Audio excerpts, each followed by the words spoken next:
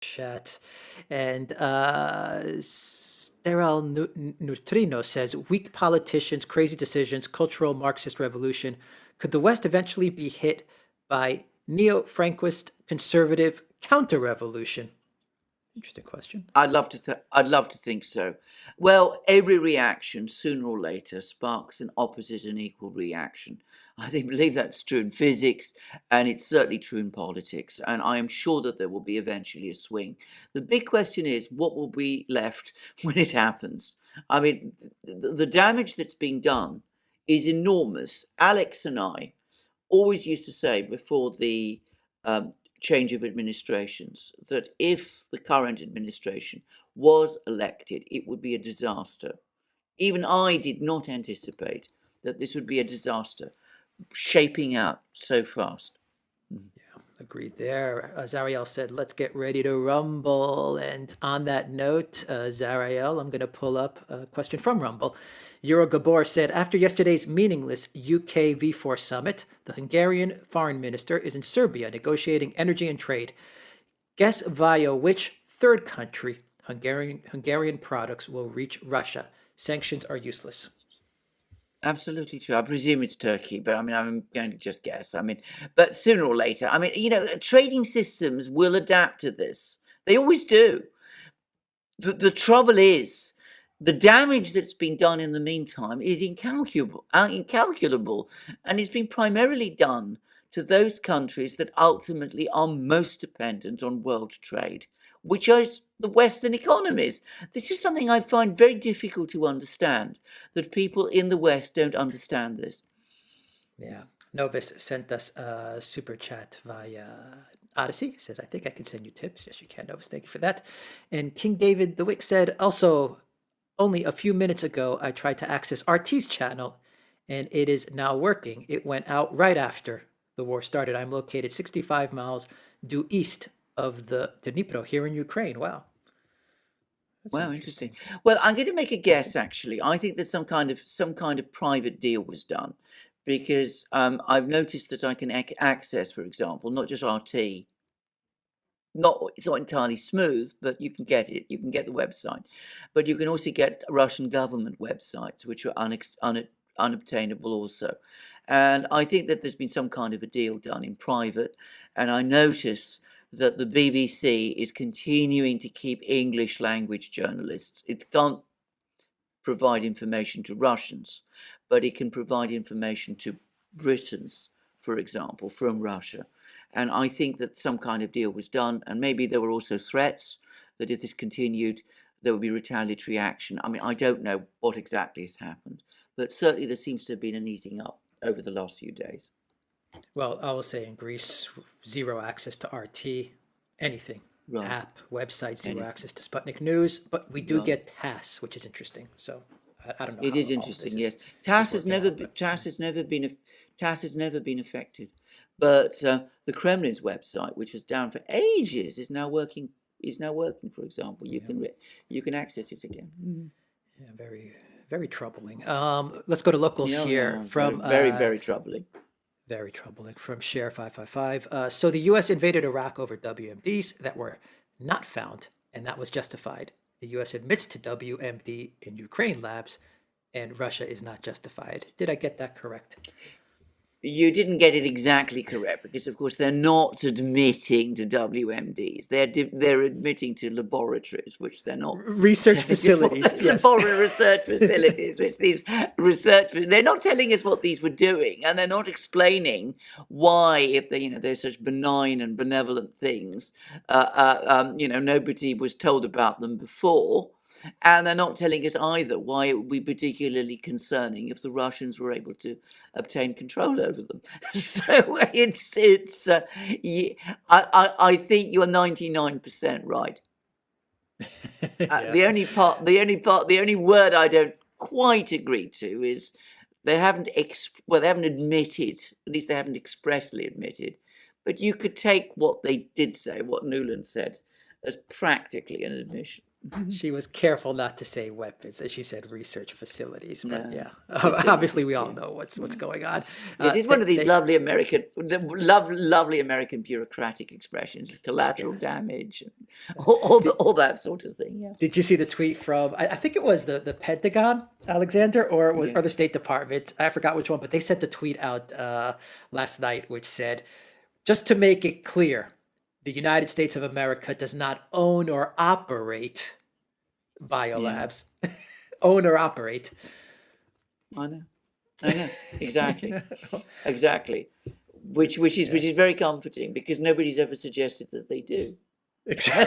What's been suggested is that they have biolabs that they've been funding and which have been doing research for them, which is Yeah, something exactly. different and apparently on a very big scale, or so it seems. And it's Play interesting, around by with the way, that words. that's indeed, and it well, indeed, absolutely, and it's interesting to see that this is. I think did you say it was the Department of Defense that gave I that think it to was them? either defense or state. Well, why would they do? Why would they do? Why would Yeah. either of those departments say that? Why not? Why not have what Doctor, well, anyway, the Dr. F, medical yeah. authorities I in the don't US, know. Dr. F and people like that. I mean, surely they're the science people come out and say something like that. Anyway, just saying. He's used to funding these things. Anyway, He certainly David is. S. Yeah, David S. Thank you for that super sticker. Darlene Namaho, thank you for that super sticker as well. Nitswitch says, with all the friends the U.S. made in the last decades, is anyone really considering selling gas and oil to them? Now Russia doesn't. Well, indeed. I mean, there's going to be. I mean, we've got into a situation now where the Gulf monarchies are not even answering Biden's calls. I mean, that shows you what they think of Joe Biden.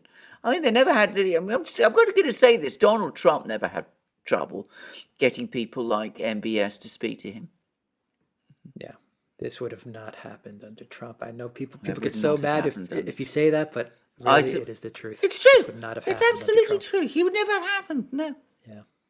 Lady Cosmica says, hey lads, formerly Cosmic Rain here. How are you two doing today? Thank you for that super chat. Dave Mueller, thank you for that super chat. Jake Kaiser, thank you for that super chat. John Pauli, thank you very much. Dave Mueller, thank you again. And Sidebook VR says, in South Korea, moving from talking about why Russian tanks are crap to why Russian planes are crap. Progress. No, yeah.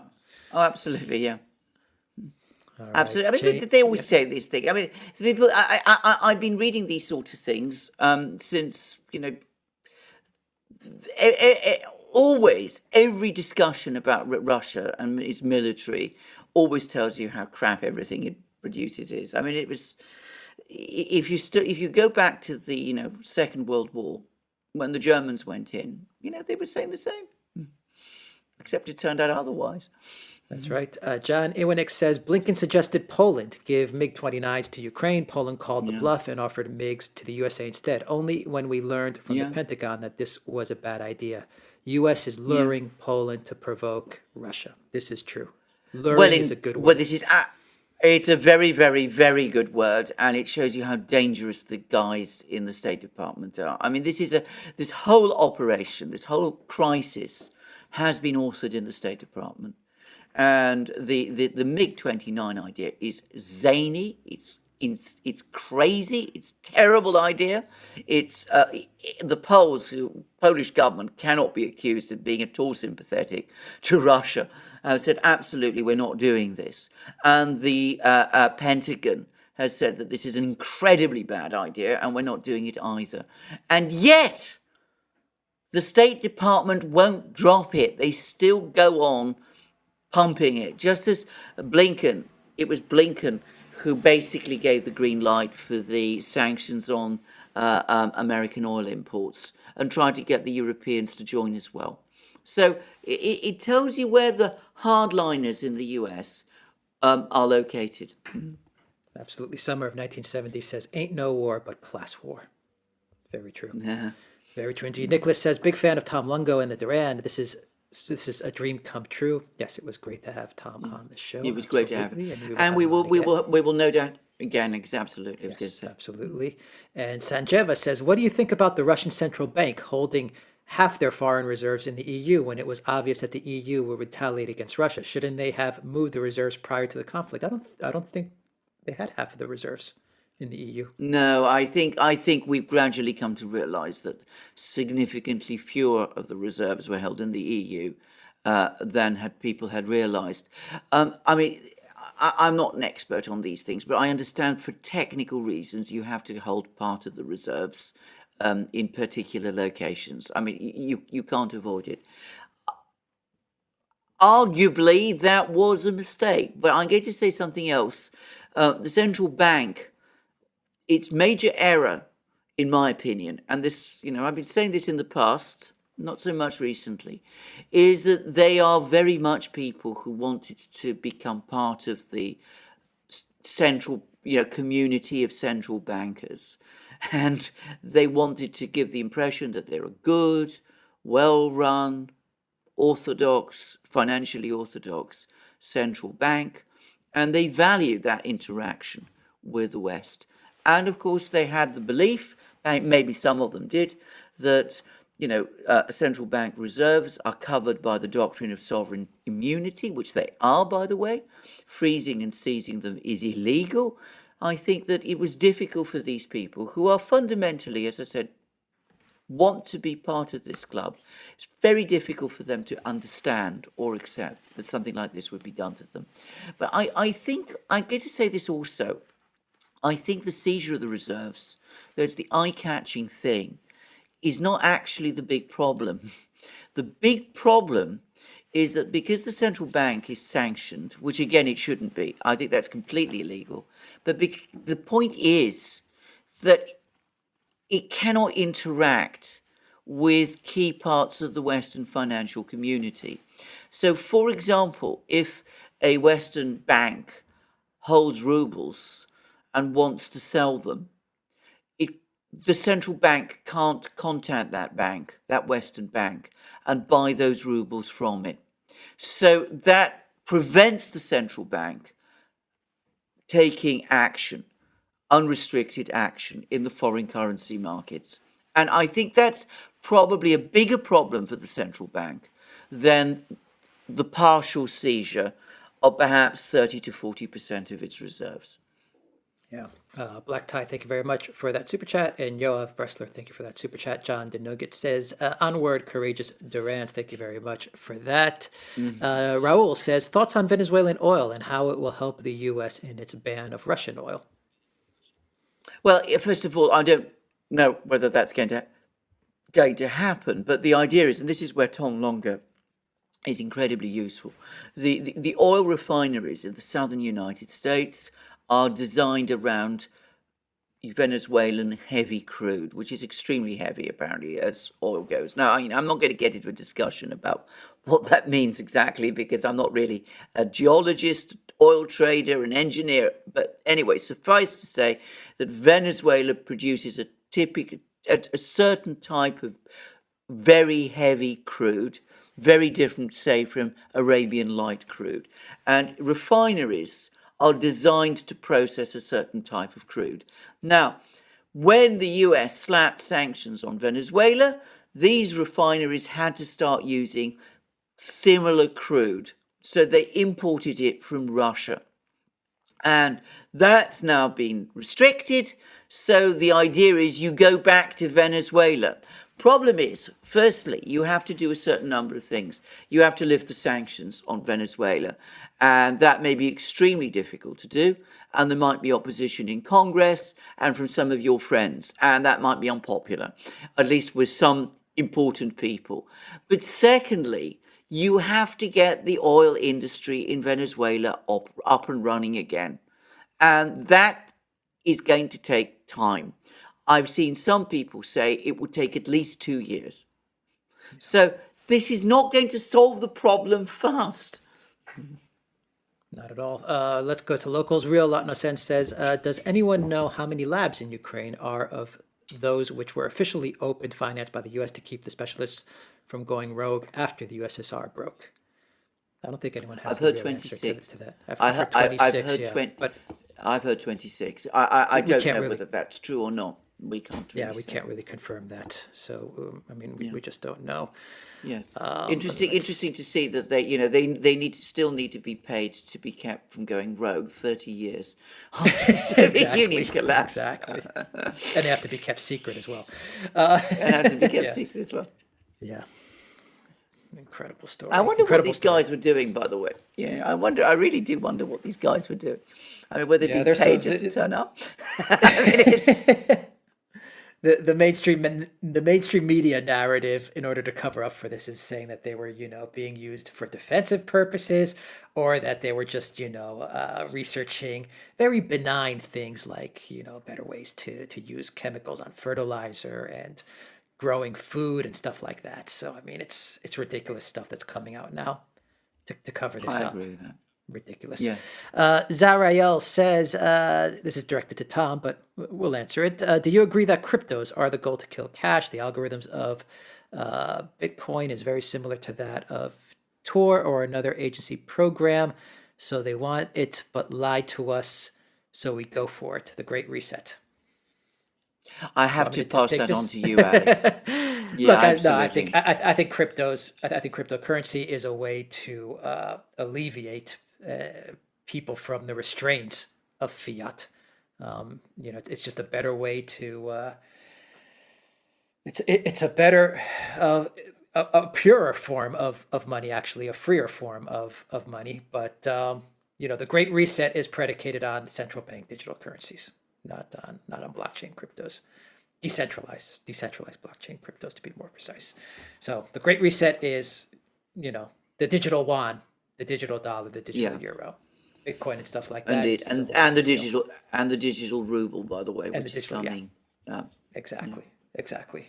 David Bauer says, explain the downside of rounding up all the world's billionaires to someplace like Guantanamo. Well, I mean, let's say some of them have made invaluable contributions. I mean, look at the invaluable contribution Mr. Gates has made to medical research. With that medical degree. Let's see. AD Yes, with says, that medical degree. yeah, is there any reason to believe that Zelensky will end up like Pachinian, Armenia, who, despite being a NATO agent, the Russians know about that. He surrendered to the Russians and stayed in power. That's a very interesting observation. Very interesting observation, and it's not impossible at all. I mean, I don't think Zelensky has deep political beliefs, if I have to be straightforward about it, and I wouldn't be surprised if that indeed happened. But we're not there yet, and it might not. So we'll just have to wait and see. Foxtrot says, how do we get more people to break out of this new mass psychosis? It feels like another mass psychosis. Yeah. After the coup, Well, this psychosis. Yeah. there's I think I said on the live stream yesterday that there's a joke floating around, apparently very common in Hungary, that Putin killed the coup. Anyway, Mass psychosis. but look, the only thing one can do is try to do what we all do, which is try to keep a level head, explain things in a rational way, and hope that sooner or later reason will prevail. Sometimes one is challenged in that belief. I have been a lot recently, but what else can we do ultimately? Yeah. Web app Alex says, question to the Duran, how would a post-war Ukraine look like? Territorial partition, occupation zones. If the Ukraine puts NATO neutrality into its constitution, wouldn't Ukraine at some point get election results that would make a constitutional amendment possible, especially if the country is partitioned off and only the pro-Western parts remain? There are so many good questions there to which there are no practical or simple answers. I'm going to say straightforwardly, I think that assuming the Russians are able to get the Ukrainians to agree to all that they want to do, whatever fragmented Ukraine is left will eventually become a Russian satellite. I think that's, baked in the cake now.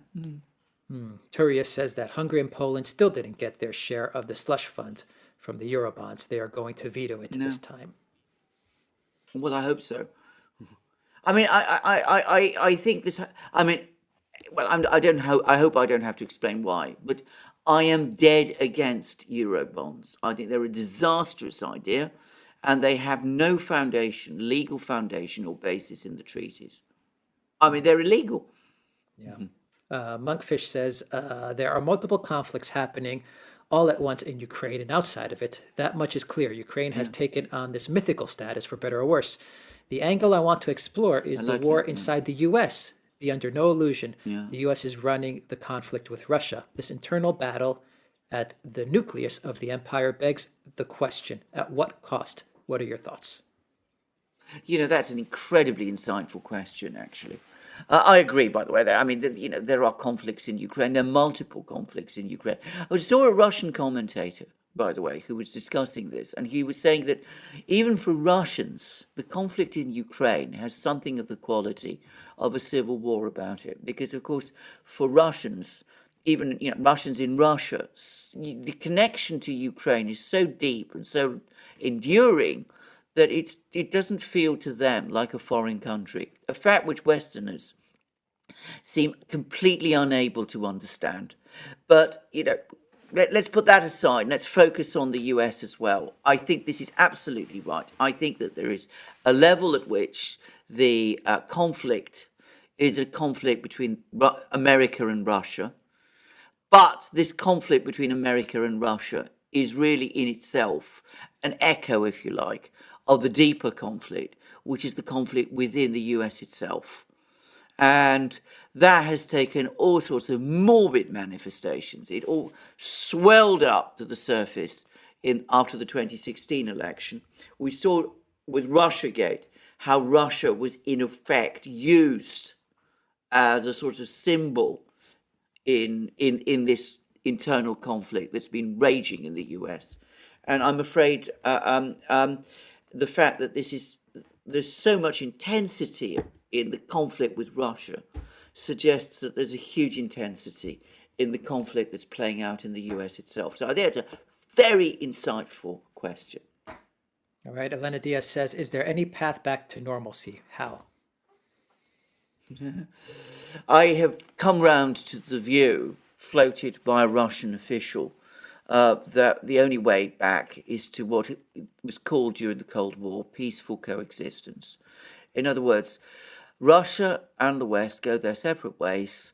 They interact when they have to, but they each lives their own lives without trying to interconnect with the other. All that has happened through the attempts that were made after the Cold War to build these bridges, to establish these commercial economic links, is that either the West tried to basically take over Russia, which is what happened in the 90s, or when the Russians pulled themselves together and started to work on more equal terms, well, that simply caused aggravation and anger in the West. So, let's put all that behind us, all this idea of friendship, all this idea of, normal, everyday commerce. Let's go back to peaceful coexistence. It provided a stable framework to manage relationships during the Cold War, and let's go back to that now. All right, Teo, thank you for that super sticker. Sarah, thank you for that super chat. And then thank you for that super chat. And Sanjeva says, how realistic is it to replace 2/3 of Russian energy imports in Europe, as Timmermans stated, by the end of 2022? Without bias, is there a way to do this? It's not possible. I mean, it's utopian. I mean, it couldn't be done by 2025, let alone 2022. Timmerman is talking nonsense. What is astonishing about this is I'm sure they all know it. I mean, perhaps not Timmerman and the ideologues around him, but just to give an example, I mean, he talks about increasing imports of liquefied natural gas. There aren't the terminals in Europe to do that on that kind of scale. You'd have to also ramp up production of liquefied natural gas to extraordinary levels. Within the time frame that he's saying, this is impossible. All right, if you want to do it over 5-10 years, well, then it becomes possible. But in the time frame that he's talking about, it's utopian. Ronald asks, what are Eurobonds? But Turius answers, and let me know if this is correct, bonds issued by Europe as an organization where all member states are reliable for it. His tourist has described it exactly right. Exactly.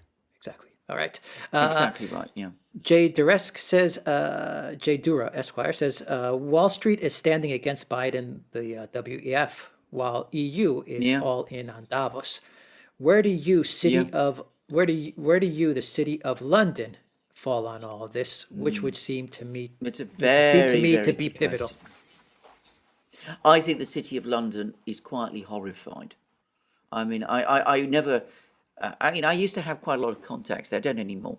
But I mean, the whole philosophy of the City of London is that it's always open for business to everyone, and it survives on it. I mean, bear in mind, we're not a giant continental economy like the US is. I mean, the Wall Street simply through the financing of the US. Britain can't be like that. The City of London can't work in that way. So I think the City of London is utterly horrified about this. Of course, at this moment in time, they can't say very much, but I think they are privately horrified. I think the European financial community is horrified too. And perhaps the most interesting fact so far is that up to this moment in time, no single Western bank has closed its branches in Russia.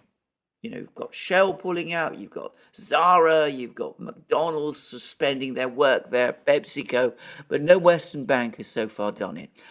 I mean, it's only a matter of time, I suspect, before they do. But the very fact that they're so reluctant to do it tells you how unhappy they are. Right. Liv Sovereign says, how do Eurobonds help with grain, gas, and oil shortages? Exactly. They don't. They don't. They just. I mean, again, it's just a silly idea. But you see, the point about they're not intended to ultimately. Eurobonds is a way of floating bonds to raise funds to create another slush fund, which the European Union can use.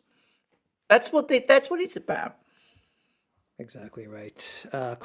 Commando Crossfire says, I nominate Alex and Alexander for a Pulitzer Prize. Thank you very much for that, Commando You. Crossfire. Let's Talk TV says, watch the world's economy system change in real time. Russia, China, India, Iran, Turkey, Saudis, etc. are forming a new economic bloc. Well, I'd be a bit careful about including some of these countries. I'm not sure what the Saudis are going to do in the end. But ultimately, I agree. I think you've got it right. I think there's going to be two big economic blocs, the West and the Eurasians. And that's, other countries outside these blocs are going to have to find ways of working and trading with them. But the big difference between these two blocs and the blocs which existed in the Cold War is that during the Cold War, the Western Bloc was hugely bigger than the Soviet bloc. I mean, the Soviet bloc economically was dwarfed by the Western Bloc. We didn't just dwarf it, but of course was essentially, the world economy was integrated into it. This time it's going to be different. And countries like perhaps Saudi Arabia will have choices, which they didn't do previously. And that's something that in the West we're not used to. Yes, very true. Sparky says, will Turkey leave NATO? I saw some opinion polling about this in Turkey, and it's very recent opinion polling, just before the war started. And I don't think it's changed. Turkish people do not like NATO. I mean, clear majority would be happy to go. Now, that I have to say surprised me. And as somebody who used to know Turkey, I used to know how pro-Western it was, it surprises me even more, actually. Brian T says, at the Duran, the Scottish government is trying to shut down the North Sea production. Yeah. Is that true? So that's, see, this, I've heard a lot about this. I don't think they would do it. I've heard a lot, this is ecological policies. But something has to give somewhere. If you're going to shut down the North Sea, which they've been talking about doing, well, because you want to do a Green New Deal, how are you going to keep homes warm? How are you going to keep factories running? Now, one of the weird things about Tindemans' ideas was, you're going to build lots more windmills. It's not going to help. It can't. So he can't do it. They were talking about keeping nuclear power plants going. Well, the Germans the Green ministers in Germany have already ruled that out because they're Greens. I mean, how can they turn around and suddenly become advocates of nuclear power? So you have all this mix. They want to have everything at the same time. It doesn't work. You have to make choices. Danish says Europe is going to miss the planting season with the shortage of fertilizer unavailable in the short term.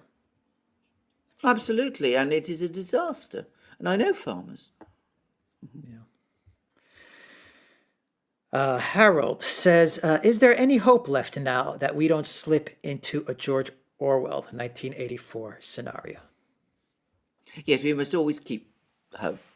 I mean, we're still able to talk, and we must keep on talking, and we must keep on thinking, and that makes it less likely. I don't think that it's going to happen because I think ultimately human nature is too resilient to allow such a thing to be imposed. But, I mean, nobody looking at the situation in the world today would be complacent about the direction things are taking. So I think we must hope, but we must never be blind to the huge dangers. Real Lot No Sense says, all political ideologies end totalitarian. Codifying ideas leads to dogma and enforcement. Well said. Yes, I totally agree. That is entirely right. Yeah, and Ronald That's says a very Trump good point, would, actually. yes, and Ronald says Trump would have deglobalized while encouraging domestic production. That's exactly what his program was. There was America First. They didn't let him do it. Paul They says, tried what to will happen? impeach him twice. They even tried to impeach him after he'd left the presidency, which I still find astonishing.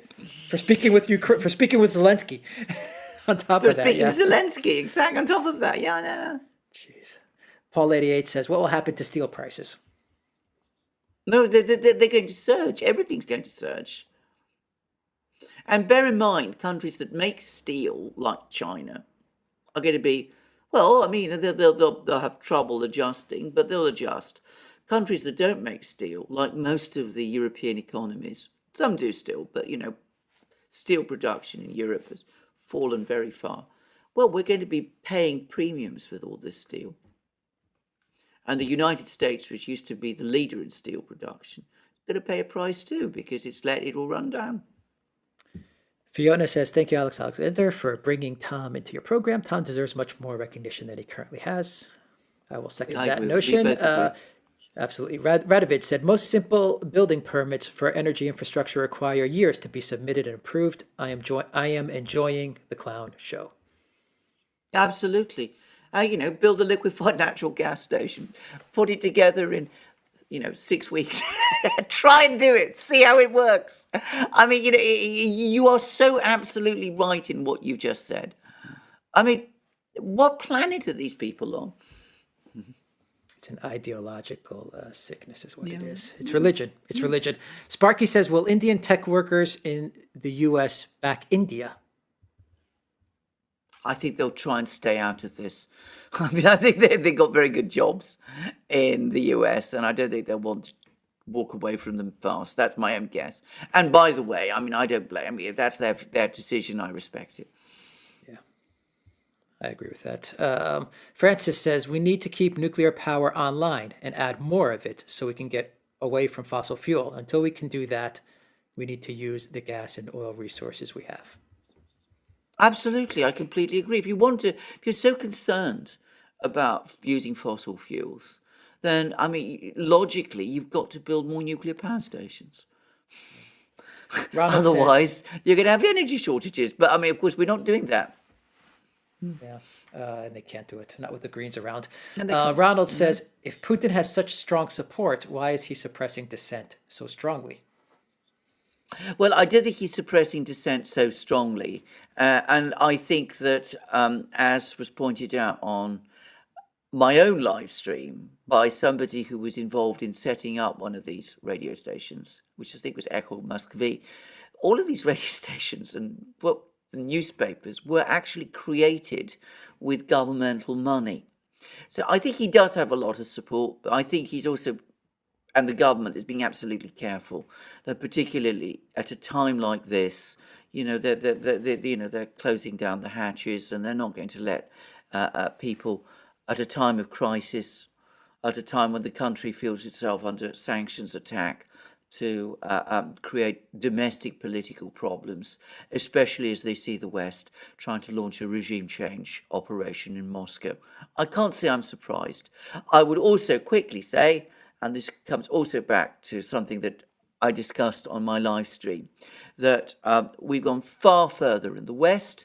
Not only have we basically cut off Russian media channels, but in the Czech Republic, it's become criminalized to say things about the Russian invasion of Ukraine which don't conform with the narrative. And somebody on the live stream said that it comes with a 3-year prison sentence. Now, I can't confirm that, but I mean, that the law exists, of that I know for a fact. Freedom Autopsy Report says Republic World, an Indian news channel, is very critical